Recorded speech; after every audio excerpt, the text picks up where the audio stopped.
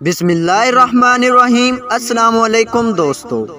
حضرت ایاس بن سلمہ رضی اللہ تعالی عنہ اپنے والد سے نقل کرتے ہیں کہ انہوں نے کہا، ایک مرتبہ حضرت عمر بن خطاب رضی اللہ تعالی عنہ بازار سے گزرے، ان کے ہاتھ میں کوڑا بھی تھا۔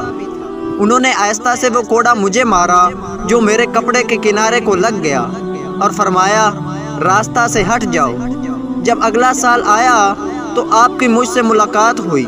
مجھ سے کہا، اے سلمہ، کیا تمہارا حج کا ارادہ ہے؟ میں نے کہا، جی ہاں۔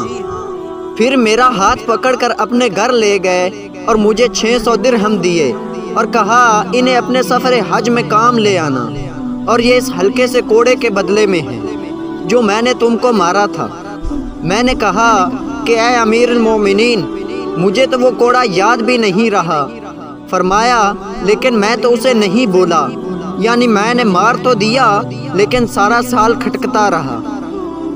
تو دوستو، ایسی اچھی انفارمیٹو اور دلچسپ ویڈیو دیکھنے کے لیے چینل کو سبسکرائب کریں اور بیل آئیکن کو لازمی دبائیں تاکہ ہر نئی آنے والی ویڈیو سب سے پہلے آپ تک پہنچ سکے۔